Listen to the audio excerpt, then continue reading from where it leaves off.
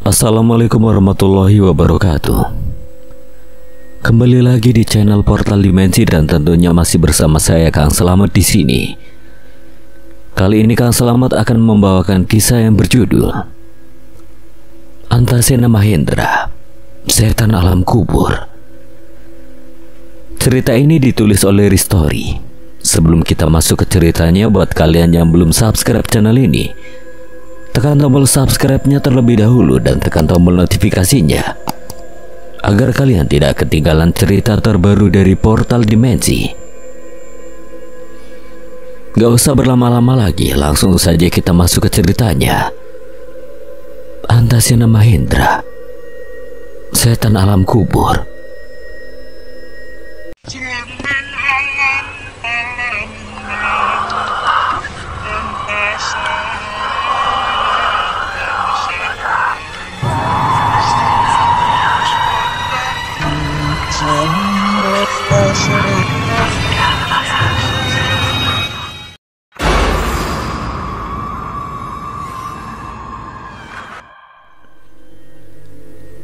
Namun laju mobil mendadak melambat ketika Reza melihat sosok kakek berjalan di tengah jalan, tepat di depan sorot lampu utama mobil. Reza spontan menginjak rem. Orang jalan kok yo di tengah-tengah. Kakek itu berjalan lambat, punggungnya sedikit membungkuk, seolah tidak peduli meski mobil hampir menabraknya. Reza menekan klakson 2 kali, berharap orang itu menepi. Namun yang terjadi justru sebaliknya. Kakek itu tersentak lalu meloncat mundur, menatap lurus ke arah mobil dengan mata cekungnya yang kosong. Setan alas!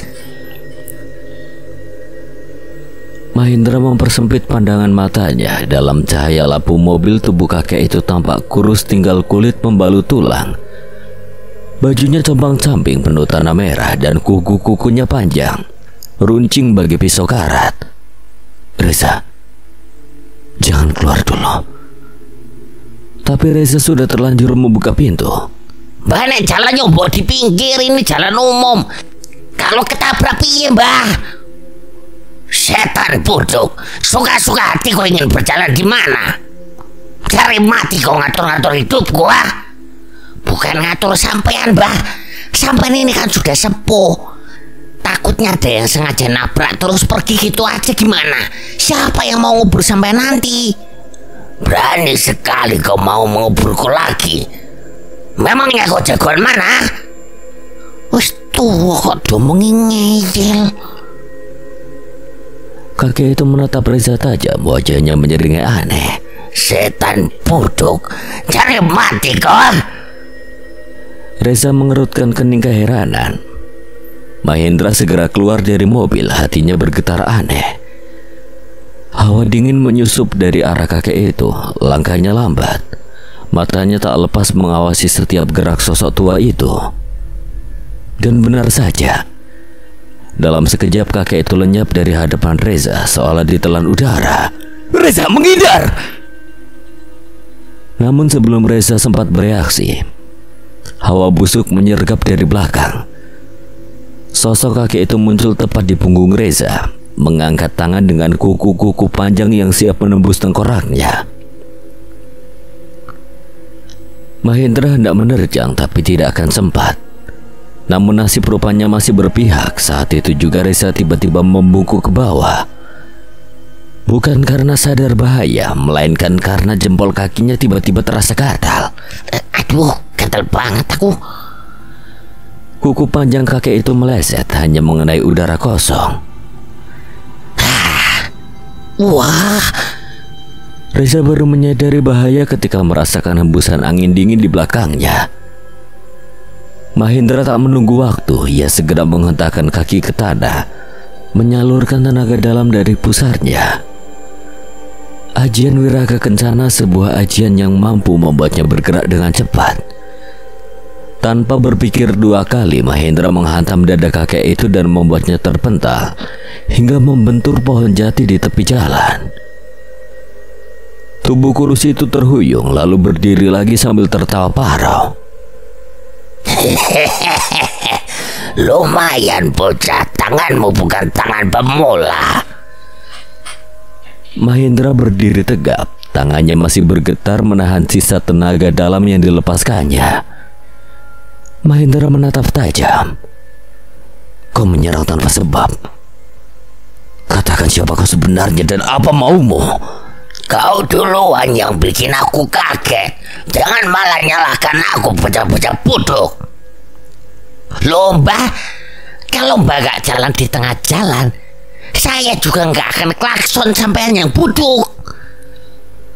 Mahendra melirik cepat ke arah kakek itu. Kini dalam cahaya tipis dari lampu mobil, ia bisa melihat lebih jelas kulit tubuhnya menghitam bagai arang. Matanya kosong berwarna pekat. Kuku-kukunya tampak berdenyut pelan seperti hidup. Reza, dia bukan manusia. Reza menelan ludah menatap ke arah kakek itu dengan ngeri. Bukan manusia terus dia apa, Ndra? Entahlah, yang pasti dia bukan setan biasa. Mahendra dapat merasakan aura yang dipancarkan setan itu. Begitu mengerikan, sama seperti saat dirinya merasakan aura Nyai Intan pertama kali. Dari situ Mahendra sadar kalau setan itu bukan setan biasa. Manusia-manusia bodoh. Kalian tidak tahu siapa yang ada di hadapan kalian saat ini ya. Setan itu menepuk-nepuk dadanya yang hanya tinggal kulit dan tulang saja. Aku setan alam kubur, pencabut nyawa para pendekar. Berani kalian berurusan denganku, nyawa kalian yang akan jadi bayarannya. Mahendra tersentak, siapa sangka kalau ternyata mereka justru bertemu lebih dulu dengan sosok yang menyandang nama setan alam kubur. Sosok yang diceritakan Nyi Intan sebagai pencabut nyawa para pendekar. Mahendra makin yakin dengan perkataan Nyai Intan mengenai betapa mengerikannya setan ini. Embun pagi belum sepenuhnya sirna ketika jalanan hutan jati itu berubah menjadi gelanggang maut. Dari jarak hanya beberapa langkah, Mahendra dan Reza menatap sosok di depan mereka dengan campuran terkejut dan ngeri. Tubuh kurus itu berdiri kaku. Wajahnya pucat seperti tanah kubur, dan di bawah cahaya redup lampu jalan tampak jelas kuku-kukunya yang panjang berkilat basah. Udara di sekitarnya menebar bau anyir busuk yang menusuk hidung. Mahendra menarik napas panjang. Siapa sangka sosok yang baru dia dengar dari Nyai Intan kini berada di hadapannya. Jadi, kau yang disebut orang sebagai setan alam kubur. Kakek itu menjeringai. Bibirnya yang koyak menampakkan gigi hitam berlumur lendir. Rupanya masih ada juga yang mengenal namaku. Setan itu tertawa terbahak-bahak, merasa bangga dengan namanya yang masih dikenal. Walau zaman sudah sangat jauh berbeda. Reza menatap Mahendra cepat. Ndra, jadi ini dia setan pemburu pendekar yang katanya hidup di zaman eyangmu dulu. Mahendra mengangguk pelan tanpa melepas pandangan, merasa was-was bila serangan datang tiba-tiba seperti sebelumnya. Keroco-keroco, ceritakan padaku seperti apa cerita tentang diriku di zamanmu ini. Setan alam kubur yang memiliki nama asli Kilingsir itu penasaran dengan cerita tentang dirinya. Cerita tentangmu itu dikenal sebagai mayat hidup yang menyebar bau bangkai. Reza mendengus, bau busuk yang menyengat membuat kepalanya pusing. Baunya udah gak ketolong. Ditutupi hidung pemuda itu dengan kerah bajunya meski percuma saja. Sehelai kain tidak mampu menghalangi bau busuk setan alam kubur, sehingga membuat Reza semakin sesak nafas sambil sesekali mengibaskan tangannya. Kilingsir tanpa sadar spontan mencium bau tubuhnya sendiri. Kuku runcingnya menggaruk kepalanya hingga lecet. Tampak kebingungan dengan bau busuk di tubuhnya. Dirinya ingin membantah, namun perkataan Reza terlalu benar, sehingga hanya amarah membuatnya sebagai pelampiasan. Maksudmu apa? Lah mosok marah? Wong tadi kan situ yang nanya. Ya aku jawab apa nih toh? Kenapa tidak pendekar tak tertandingi? Itu lebih baik didengar. Namamu kurang pantas untuk seorang pendekar yang menghabisi nyawa orang lain tanpa sebab pasti. Selama ini setan alam kubur memang dikenal sebagai pendekar yang berambisi besar. Dirinya tak peduli musuhnya memiliki masalah dengannya atau tidak. Setan menghabisi seseorang tanpa pandang bulu. Agaknya Kilingsir semakin berang dengan perkataan Mahendra. Anak muda itu tidak tahu apa yang sebenarnya menjadi tujuan Kilingsir ingin menjadi pendekar yang tidak tertandingi di masa lalu. Kau tidak tahu apa-apa tentang diriku, bocah bau kencur. Lalu apa tujuanmu ke sini? Kau mencari sesuatu di lemah putih atau seseorang di terati putih? Setan alam kubur hanya diam. Matanya yang cekung menatap kosong, seolah tak peduli pada pertanyaan itu. Bukan urusanmu aku mencari siapa. Kilingsir tiba-tiba menggerakkan tangannya, pelan seperti menuju udara kosong di depannya. Tapi hembusan angin yang keluar dari gerakan itu membuat tanah bergetar hebat. Mahendra terpental ke belakang seolah ditabrak oleh kekuatan tak kasat mata. Ia beruntung sempat menyilangkan kedua lengannya untuk menahan. Tapi benturan itu tetap membuat tubuhnya terhempas beberapa langkah hingga lututnya menjejak tanah. Mahendra! Mahendra menahan sakit di lengannya. Terasa seperti tulang-tulangnya bergetar hebat. Ia menatap sosok itu dengan mata waspada. Menarik. Biasanya tidak ada yang bisa menahan tinju hitam milikku. Kau pasti bukan manusia sembarangan, bocah. Mahendra berdiri kembali, wajahnya tegang. Diusapnya kedua tangan sembari membaca amalan pemutih untuk meredakan dampak serangan tadi. Kilingsir semakin bersemangat mendapatkan lawan yang bisa menahan serangannya. Agaknya hanya orang-orang dengan kemampuan batin tingkat tinggi yang mampu menahan serangan itu. Bagus, aku suka lawan yang sepertimu. Belum sempat melanjutkan perkataannya, tiba-tiba sebuah cahaya berbentuk lingkaran muncul di atas kepala Kilingsir. Setan itu terkejut, namun masih tetap tenang ketika lingkaran tersebut mengikat tubuhnya. Tatapannya tertuju pada Mahendra yang baru selesai membaca sebuah mantra. Ajian pengikat raga yang mampu menahan sosok gaib seperti setan alam kubur. Bukannya khawatir, Kilingsir justru tertawa terbahak-bahak. Bocah tolol, kau kira ajian rajaan ini bisa menahanku? Aku sudah ada sebelum ajian itu diciptakan. Kata-katanya membuat Mahendra terlonjak. Lebih-lebih dalam sekejap segel putih itu dipatahkan dengan mudah. Kilingsir menghentakkan kakinya ke tanah dan melayang cepat ke arah Reza yang jaraknya lebih dekat darinya. Hal itu membuat Mahendra panik. Setan itu bergerak dengan cepat, bahkan tak terlihat dengan mata biasa. Reza, awas! Namun belum sempat serangan itu mengenainya, tiba-tiba Kilingsir terdorong ke samping dengan cukup keras. Tubuh setan alam kubur terhuyung, tapi bukannya tumbang, ia justru berdiri tegak. Kepalanya kini berputar 180 derajat, menghadap ke belakang. Tak kusangka ada orang lain di sini. Sambil menyeringai, Kilingsir memutar kepalanya sambil ke posisi semula. terdengar bunyi menyeramkan dari tulangnya. Sesosok makhluk gondrong berdiri membungkuk di depan Reza.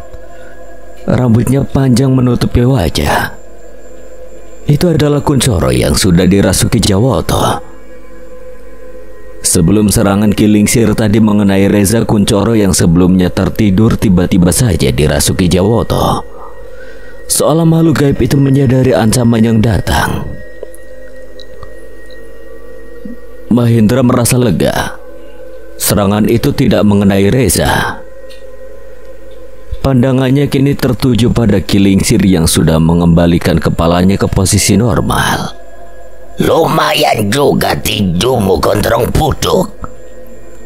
Kunchoro, mundur, jangan terlalu dekat. Namun terlambat. Kilingsir sudah bergerak. Dalam sekejap tangannya yang panjang mencengkeram rambut gondrong Kunchoro dan menariknya dengan keras. Kuoto meronta memukul wajah Kilingsir beberapa kali, namun tidak ada hasil. Justru hal tersebut membuatnya semakin kesal. Diangkatnya tubuh Kunchoro ke udara dengan satu tangan, siap mematahkan lehernya seperti ranting kering. Mahendra berusaha mengalihkannya dengan menyerang Kilingsir, akan tetapi hanya sekali hentakan kaki. Tubuh Mahendra terpelanting ke belakang, seolah ada sebuah angin yang menghantam tubuhnya. Kilingsir mengambil kuda-kuda, batang leher Kunchoro jadi sasaran. Tamatlah riwayatmu, gondrong buduk. Sebuah tangan terpotong dari lengannya, darah hitam berceceran di tanah. Mahendra dan Reza yang menyaksikan hanya bisa terperangah. Perlahan senyuman merekat di wajah mereka berdua. Bukan tanpa sebab, tapi karena kedatangan seseorang yang mereka kenal di waktu yang tepat. Sepersekian detik sebelum tangan Kilingsir mengenai batang leher Kunchoro, kelebatan bayangan putih dengan kecepatan yang luar biasa memotong tangan Kilingsir lebih dulu, lalu menarik tubuh Kunchoro menjauh. Aswan, untung masih sempat. Kunchoro yang masih dirasuki Jawoto menyeringai pada Aswan. Kedatangannya benar-benar menyelamatkan nyawa Kunchoro dan Kilingsir. Kenapa kamu bisa di sini, Wan? Panjang ceritanya, Dra. Yang pasti karena setan itu. Aswan yang sebelumnya bersama Suko dan Panji memutuskan untuk berjalan lebih dulu. Instingnya begitu tajam sehingga bisa merasakan keberadaan setan itu. Terlebih lagi Aswan juga menyadari keberadaan Mahendra. Maka dari itu, untuk mempercepat diri, Aswan menggunakan kemampuan Asoka. Tepat saat dirinya keluar lembah kulon, dari kejauhan matanya melihat Kunchoro yang sudah tertahan oleh Kilingsir. Buru-buru Aswan menggunakan kemampuan Asoka untuk menyerang setan itu dengan cakarnya. Hal tersebut yang membuat tangan Kilingsir tiba-tiba terpotong. Tapi Aswan merasa aneh. Sebelum serangannya mengenai Kilingsir, setan itu sempat melirik ke arahnya, menyadari serangan yang Aswan lancarkan. Namun Kilingsir tidak menghindar ataupun menangkisnya, padahal itu hal yang mudah baginya. Datang lagi manusia kroco. Kali ini seekor kucing putih.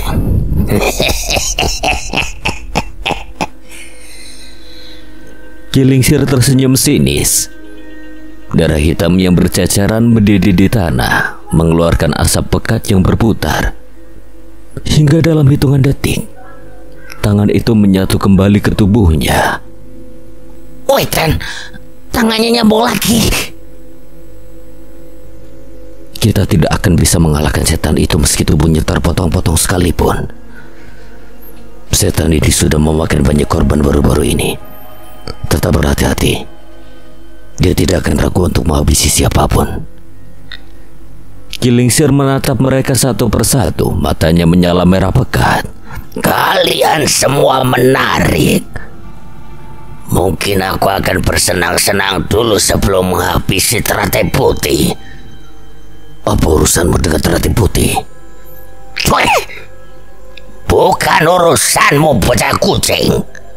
Siapa kau dan punya hak apa kau bertanya-tanya padaku? Aku melakukan apa saja yang aku suka. Kalau kau merasa tak suka, kau boleh mampus atau minggat dari sini setelah mencium telapak kakiku. Dirimu seperti kehilangan arah. Atau mungkin dirimu hanya mencari ketenangan. Jika iya, biar aku bantu untuk menenangkan dirimu agar bisa kembali ke tempat yang seharusnya. Mahendra dapat membaca dari ambisi yang tidak memiliki tujuan pasti dari Kilingsir.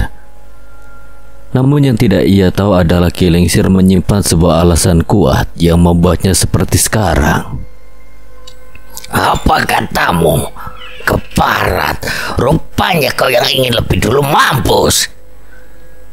Sentak setan alam kubur melotot garang sambil melesat cepat ke arah Mahendra dan mengirim serangan tinju hitamnya yang dahsyat.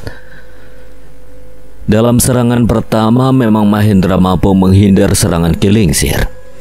Tapi pada serangan berikutnya, pemuda itu dibawa terkejut dengan angin serangan Kilingsir yang bukan saja berbau busuk, tapi penuh tekanan yang berhawa maut.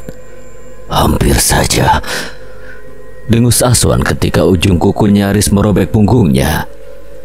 Setan itu tidak hanya mengincar Mahendra, serangan Aswan sebelumnya membuat Kilingsir juga tertarik dengan kemampuannya. Kedua pemuda itu berusaha mengimbangi serangan yang dilancarkan Kilingsir. Meski berhadapan 2 lawan 1, setan alam kubur berhasil memojokkan kedua pemuda itu dengan serangan beruntun. Cara bertarung Kilingsir memang tak kenal batas. Dia menyerang di mana saja sesukanya, tak peduli dari belakang, membokong atau berbuat curang. Sehingga kalau kedua pemuda itu tak hati-hati menghadapinya, nyawanya pasti akan melayang terkena serangannya. Keringat dingin mulai keluar dari pori-pori kedua pemuda itu. Gerakan Kilingsir cepat bukan main dan sulit diduga kemana arah serangannya yang utama. Walaupun Aswan sudah menggunakan setengah dari kemampuan Asoka, kecepatan setan itu masih lebih cepat. Bahkan ajian Wiraga Kencana Mahendra tidak mampu mengimbangi kecepatan serangan Kilingsir. Ketika Mahendra bergerak ke kiri, kuku kaki kanan Kilingsir menyambar perutnya dengan tidak terduga. Akibat mengkhawatirkan tangan kanan Kilingsir yang siap menyodok dadanya, hanya beberapa senti saja serangan itu mampu merobek perut Mahendra. Untungnya Aswan dengan sigap menarik kera baju saudaranya itu, sehingga hanya merobek baju Mahendra dan goresan di perutnya. Anehnya luka bekas cakar Kilingsir yang menggores perutnya itu terasa perih dan berdeju cepat ke seluruh tubuh seperti otot-ototnya kaku. Celaka, kukunya beracun. Seluruh tubuh Mahendra seperti mati rasa, pergerakannya semakin melambat. Ketika serangan Kilingsir kembali setan itu lancarkan, Aswan berusaha menyerang balik untuk memberi Mahendra waktu. Namun kekhawatirannya justru membuatnya menjadi lengah. Tinju Kilingsir berhasil menghantam perutnya, membuat pemuda itu terlempar ke belakang hingga memuntahkan darah. Tak berhenti di situ saja, Kilingsir kembali beralih pada Mahendra yang masih menahan rasa sakit di perutnya. Mutar gue bocah.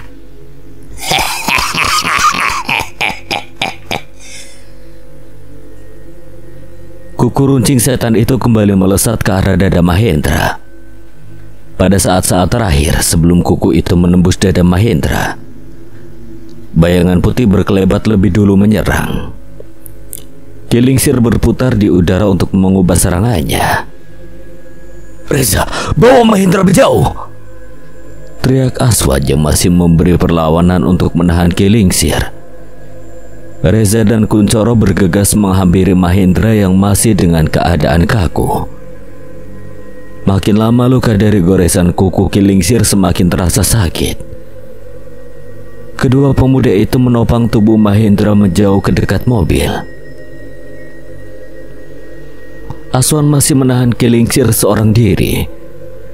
Meski sudah menggunakan 80% kemampuan Asoka, Kilingsir masih bisa mengimbangi kecepatannya. Benturan antara keduanya menciptakan percikan api kecil. Pergerakan mereka berdua sungguh di luar nalar.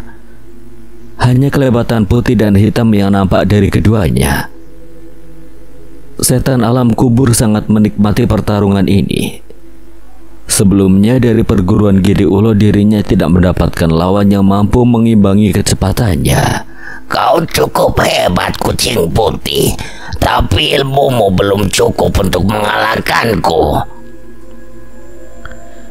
Kilingsir menghentakkan kaki, lalu dilemparkannya gumpalan asap hitam yang muncul dari kedua tangannya. Aswan berkelit 2 meter ke belakang. Dari ledakan asap hitam itu bau busuk menyeruak. Pemuda itu jadi kehilangan fokus akibat bau busuk yang menyengat. Kilingsir tiba-tiba sudah berada di hadapannya. Aswan refleks mengibaskan tangannya ke kepala Kilingsir, namun setan itu menghindar dengan menundukkan kepala. Mutar we. Aswan terpelanting cukup keras, darah muncrat dari mulutnya. Pukulan hitam Kilingsir mengenai tepat di perutnya. Reza dan Kuncoro yang melihat kejadian tersebut segera melempar sebuah batu yang sudah dirapal ajian Waturoso. Namun dengan mudahnya Kilingsir menepis batu-batu itu, walau ledakan terjadi saat ia menyentuhnya. Tangan Kilingsir hancur, namun hanya butuh waktu beberapa detik untuk dirinya memulihkan tangannya kembali. Ajian receh seperti itu tidak akan berguna bagiku. Suara motor Honda klasik terdengar samar dari arah jalan besar. Mula-mula pelan, lalu semakin lama semakin cepat, menembus kabut pagi yang masih bergelayut di antara pepohonan jati. Kilingsir menoleh ke arah datangnya suara itu. Matanya yang menyala merah menyipit menembus kabut. Lampu jauh motor itu menyilaukan, membuat setan kurus itu tidak dapat melihat siapa yang mengendarainya. Belum sempat ia menghindar, suara deru mesin mendadak meledak keras. Sontoloyo! Tubuh kurus Kilingsir terpental keras ke tanah, terseret beberapa meter hingga menghantam batang pohon jati. Motor itu oleng, tapi berhasil berhenti tepat setelah menabrak. Asap tipis mengepul dari knalpotnya. Dari atas motor, sosok pemuda turun cepat sambil melihat keadaan. Itu adalah Panji. Di belakangnya satu motor lagi berhenti mendadak. Pemuda itu adalah Suko. Ia segera turun berdiri di sebelah Panji menatap sekeliling dengan wajah tegang. Apa yang terjadi di sini? Suko! Teriak Reza yang berjongkok di sisi Mahendra. Suko menoleh dan mendapati pemandangan yang tidak pernah ia duga sebelumnya. Mahendra terbaring di tanah, tubuhnya lemas sambil menahan perutnya yang terluka. Reza dan Kuncoro sibuk di sisinya, sementara Aswan berdiri dengan napas tersengal. Wajahnya menegang menahan sakit di dada. Suko berlari menghampiri Mahendra untuk melihat keadaannya. Mas Ena kenapa? Mahendra hanya meringis tanpa mampu menjawab. Nafasnya berat. Peluh dingin mengucur di wajahnya. Reza yang menjelaskan semuanya pada Suko. Dia kena serangan setan itu. Kukunya beracun. Lukanya mulai menghitam. Gawat. Kalau dibiarin racunnya bisa menyebar ke seluruh tubuh Mas. Suko merasa khawatir terhadap teman yang sudah ia anggap sebagai kakaknya sendiri itu. Namun Mahendra tidak pernah menunjukkan bahwa dirinya tidak baik-baik saja, padahal sudah jelas. Peluh di keningnya itu menandakan kalau dirinya tidak baik-baik saja. Sementara itu Panji menghampiri Aswan untuk melihat keadaannya. Wan, kau tak apa-apa? Aswan menahan napas sejenak sebelum menjawab. Sedikit sesak, tapi masih bisa berdiri. Ia menarik napas dalam menatap tubuh Kilingsir yang kini mulai bergerak pelan. Tulang-tulangnya berderak keras seperti ranting patah. Makhluk apa itu sebenarnya? Setan alam kubur. Mata Panji melebar mendengar nama setan alam kubur, setan yang sudah menghabisi warga Lembah Jati dan memakan jasad Ustadz Karim. Agaknya hal tersebut membuat Panji kesal. Kini pelaku dari semua itu berada di hadapannya.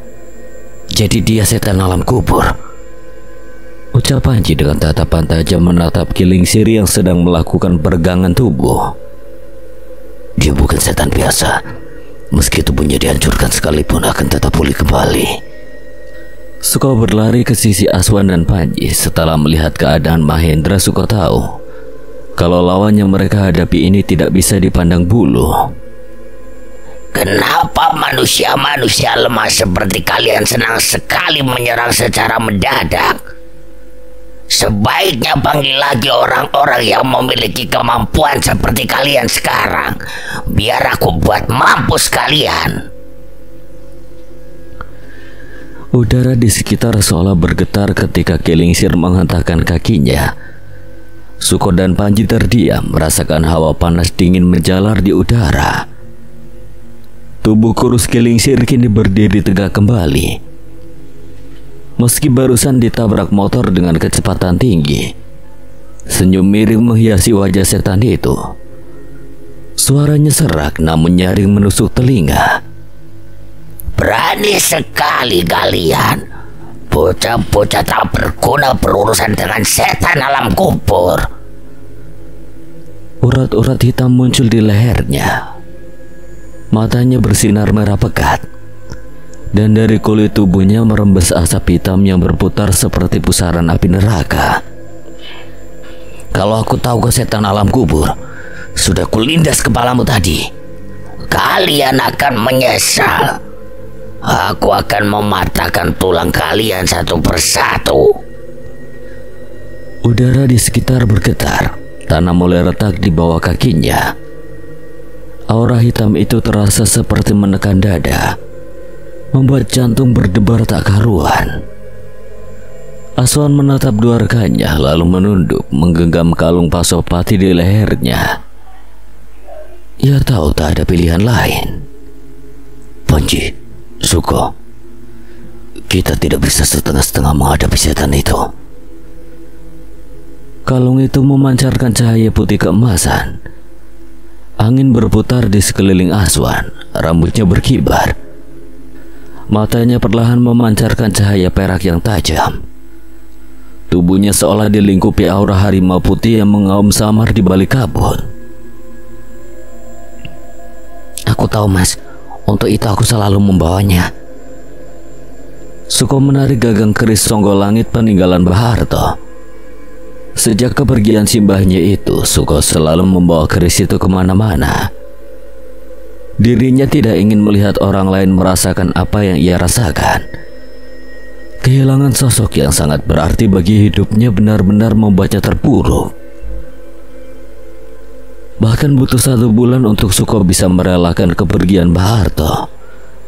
Itu juga berkat Aswan yang selalu berada di sisinya untuk membantu dirinya mengurus padepokan Wisanggeni. Sementara Panji bersiap dengan tenaga dalamnya, mereka tahu pertempuran berikutnya bisa jadi yang terakhir. Tak kusangka di zaman ini masih ada orang-orang seperti kalian. Membuatku jadi bersemangat mencari pendekar terkuat di zaman ini.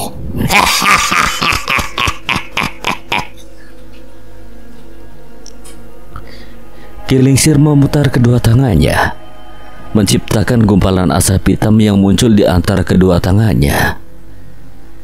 Tapi sebelum gumpalan asap hitam itu membentuk sempurna, Kilingsir menoleh ke arah langit timur. Sinar matahari pertama menembus kabut tipis, jatuh tepat di wajah Kilingsir. Setan itu mendadak berhenti, auranya meredup perlahan. Tatapannya berubah dari marah menjadi resah.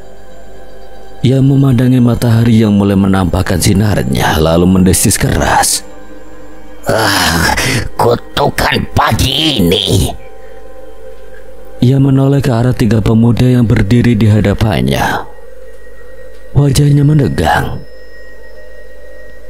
Kalian beruntung matahari menyelamatkan kalian hari ini. Tapi ingat, malam berikutnya kalian tidak akan bisa lolos. Aku akan datang lagi dan saat itu tidak ada cahaya yang bisa menolong kalian. Suara tawanya menggaung seram. Tubuhnya mulai berubah menjadi kabut hitam pekat, lalu lenyap ditiru angin. Hening. Hanya suara napas mereka yang tersisa.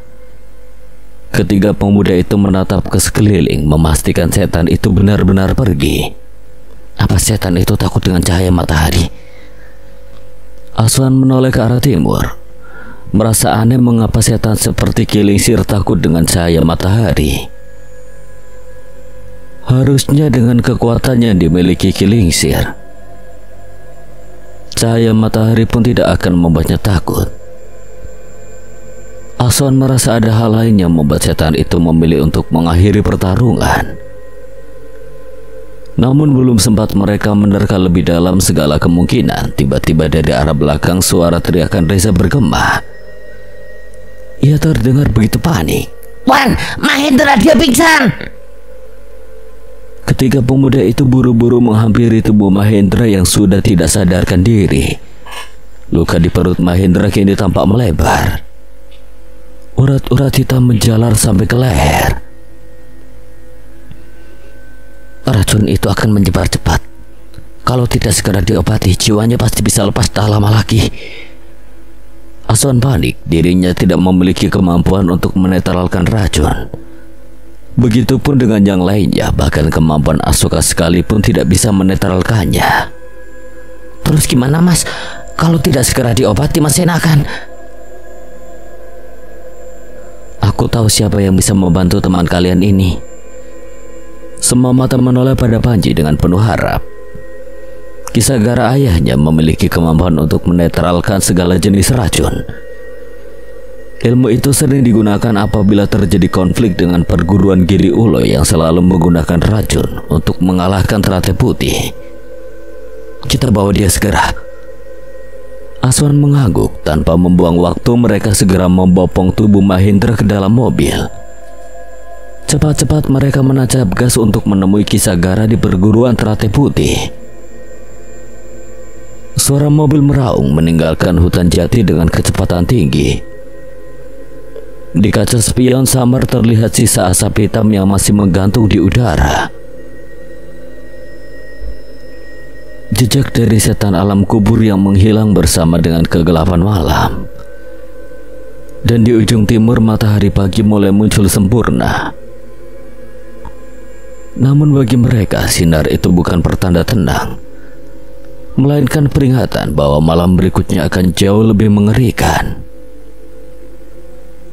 Mobil hitam itu berhenti tepat di depan gerbang padepokan Teratai Putih. Udara pagi masih lembab dan kabut tipis menutupi sebagian halaman. Tanpa membuang waktu, Panji bergegas mengarahkan mereka untuk membawa tubuh Mahendra. Cepat bawa dia ke pendopo utama. Reza dan Suko segera mengangkat tubuh Mahendra yang sudah lemas. Wajah pemuda itu pucat pasi, urat-urat hitam tampak menjalar di lehernya. Napasnya tersengal hampir tak beraturan. Di dalam pendopo, Panji menyiapkan tikar pandan sebagai alas. Mereka membaringkan Mahendra dengan hati-hati. Aswan menatap luka di perutnya. Warnanya kian menghitam, racunnya jelas menyebar cepat. Panji berlari menuju bangunan utama di sisi utara padepokan.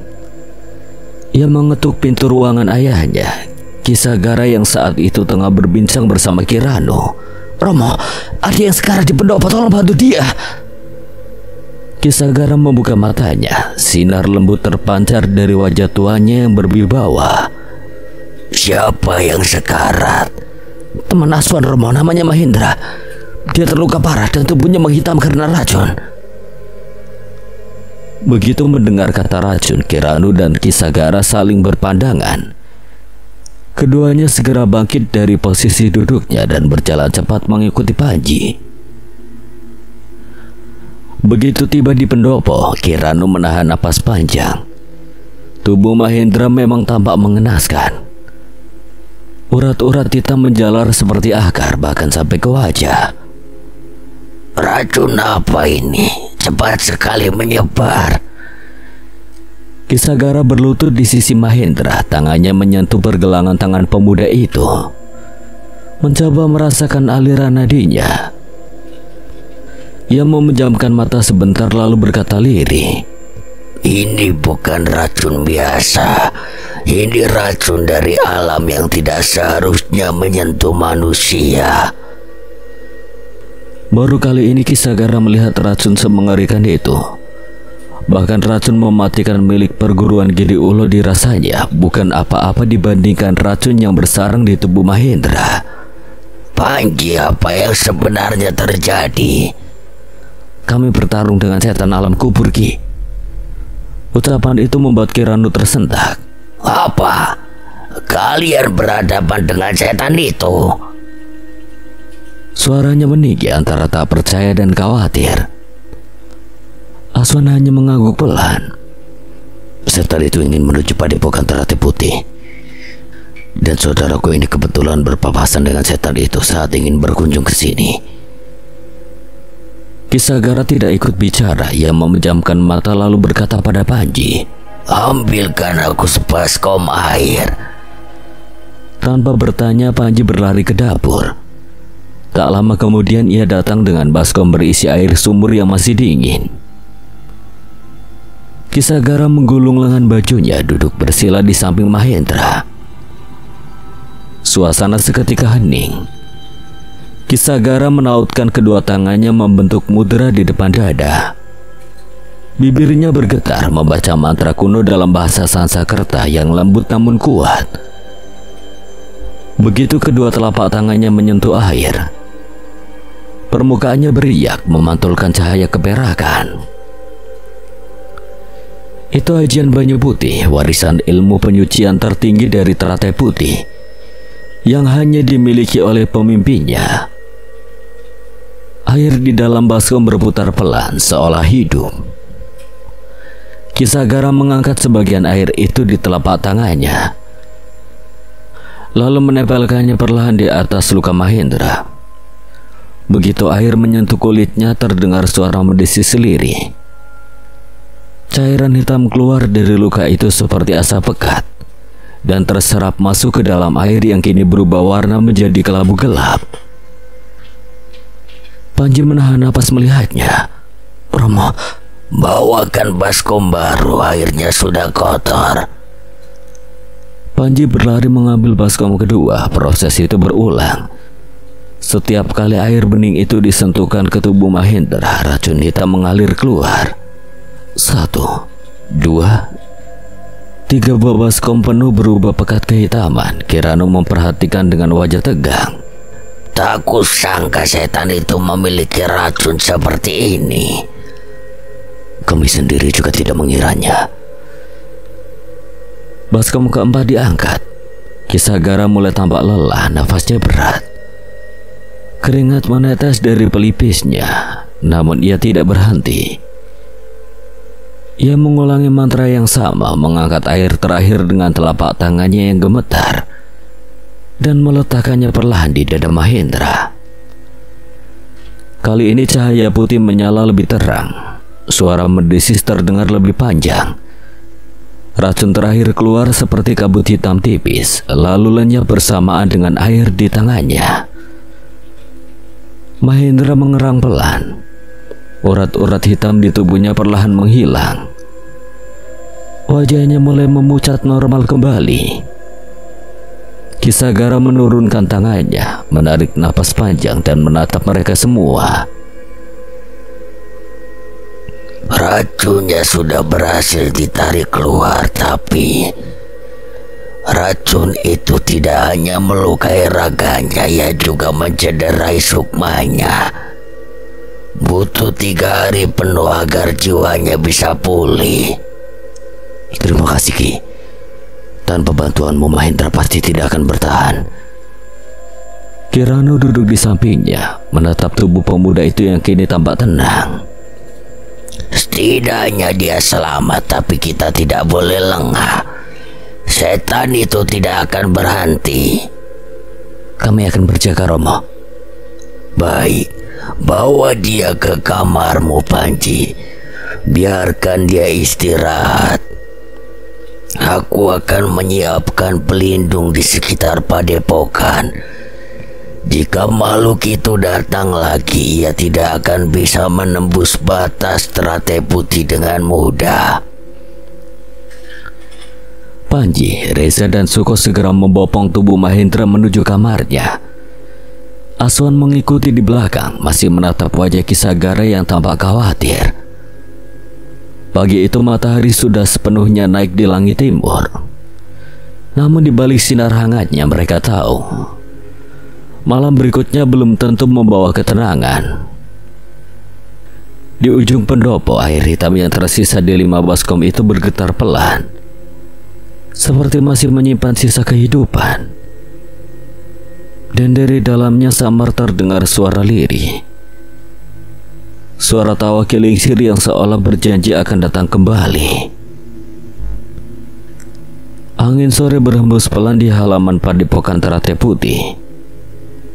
Suasana pendopo utama tampak hening, hanya suara burung-burung kecil yang sesekali lewat memecah sunyi. Mahendra masih terbaring di dalam kamar Panji. Nafasnya sudah mulai teratur meski wajahnya masih pucat. Di pendopo, Kisagara duduk bersila bersama Kiranu, Aswan, Panji, dan Suko. Wajah mereka semua tegang. Masih terbayang jelas sosok menyeramkan yang mereka hadapi beberapa jam lalu. Kiranu membuka pembicaraan dengan nada berat. Harusnya kalian jangan gegabah untuk menghadapinya. Lalu jika tidak dihadapi, apa kita harus membiarkannya ke sini, Ki? Kiranu tidak bermaksud untuk membiarkan setan itu datang, tapi dirinya lebih khawatir dengan nyawa mereka jika harus menghadapi setan alam kubur secara langsung. Namun Panji menanggapinya dengan serius, membuat Kiranu diam, tidak ingin melanjutkan perkataannya. Sudahlah, aku mengerti perasaanmu, Panji. Kiranu hanya tidak ingin dirimu kenapa-napa. Jadi jangan salahkan kalau dirinya lebih mementingkan setan itu menghampirinya dibandingkan dengan dirimu. Panji hanya bisa tertunduk, cepat-cepat dirinya meminta maaf pada Kiranu.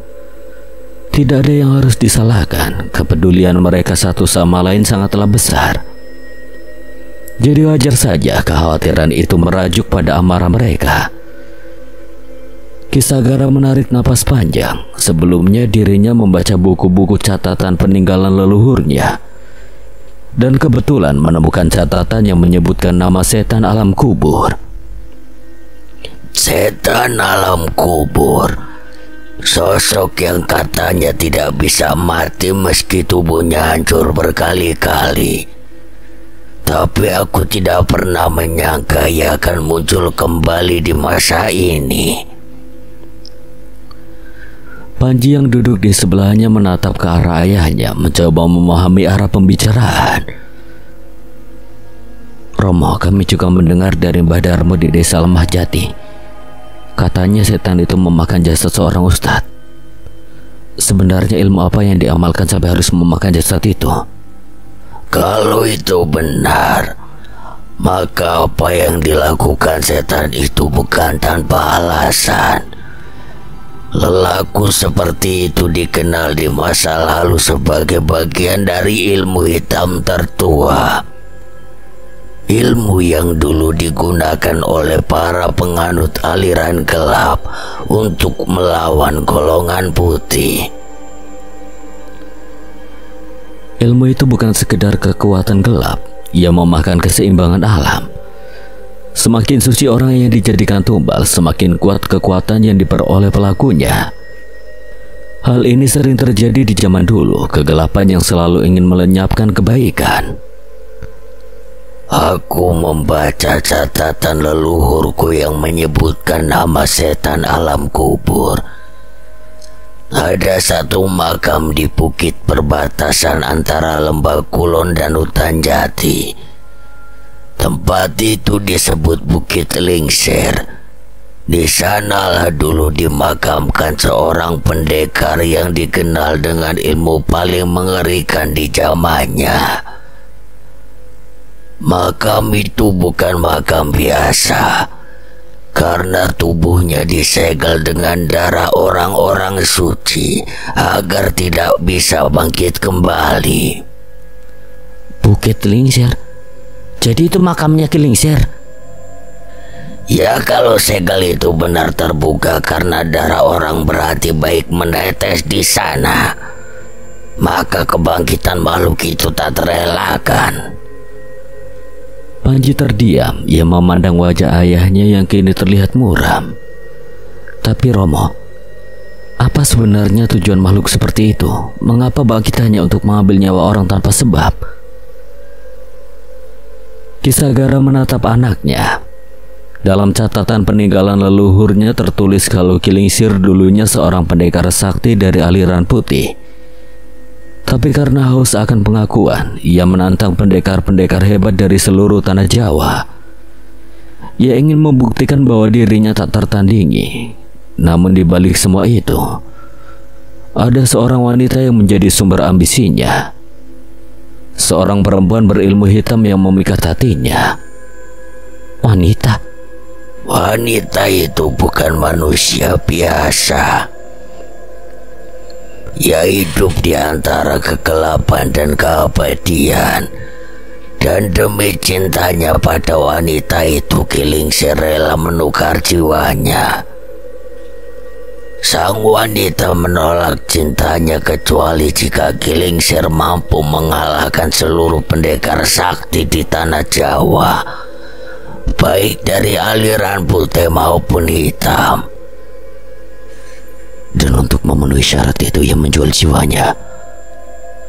Ya, ia melakukan perjanjian Kauropati Orapati. Ia rela mengorbankan jiwanya demi kekuatan yang tidak bisa ditandingi manusia manapun. Tapi perjanjian itu mengutuknya menjadi sesuatu yang bukan manusia, bukan pula roh. Ia menjadi abadi tapi kehilangan hati dan nuraninya. Ia tak lagi mengenal rasanya usahakan kekuatan. Suko menatap lantai, wajahnya tampak ngeri. Hanya karena cinta ia rela membunuh semua orang itu. Kirano menatapnya dalam-dalam lalu berkata pelan, cinta bisa jadi kekuatan yang menyembuhkan, tapi juga bisa menjadi api yang membakar habis kemanusiaan seseorang. Tak sedikit manusia hebat yang hancur karena cinta yang salah. Kalau begitu berarti selama ini setan alam kubur hanya menjalankan sumpahnya, menghabisi siapapun yang dianggap lebih kuat darinya. Tepat sekali. Itu sebabnya dia mendatangi Giri Ulo dan menghabisi seluruhnya. Suasana hening beberapa saat, hanya suara desir angin yang menyapu halaman. Panji menatap wajah ayahnya. Kalau begitu apa yang harus kita lakukan sekarang? Kita tidak bisa menunggu malam datang tanpa persiapan. Ki Lingsir akan kembali sebelum setan itu menemui kita. Kita harus lebih dulu menemukannya untuk meminimalisir jatuhnya korban. Sebagai seorang pemimpin, Ki Sagara selalu memikirkan segala kemungkinan yang akan terjadi jika mereka membiarkan Ki Lingsir yang lebih dulu datang. Ia khawatir murid-murid ataupun warga desa Lemah Putih bisa menjadi korban. Satu-satunya cara adalah untuk mendatanginya langsung ke Bukit Lingsir. Namun yang mereka tidak ketahui adalah Ki Lingsir akan kembali dengan amarah yang membara. Kejadian semalam bahkan belum membuat setan itu mengeluarkan setengah dari kemampuannya. Aswan mulai memahami maksud dari tujuan Kilingsir, tapi yang membuatnya bertanya-tanya adalah bagaimana setan itu bisa dikalahkan. Jika menghancurkan tubuhnya saja tidak memberikan dampak apapun. Aswan menatap Kisagara serius. Lalu bagaimana kita bisa menghentikannya? Ada dua cara yang bisa kita lakukan untuk menghadapinya. Aku sudah memikirkan segala kemungkinan. Ada 3 cara yang mungkin bisa kita tempuh. Apa itu, Romo? Kisagara menarik napas panjang sebelum menjawab. Cara yang pertama adalah mengembalikannya ke tempat asalnya, makam di Bukit Lingsir.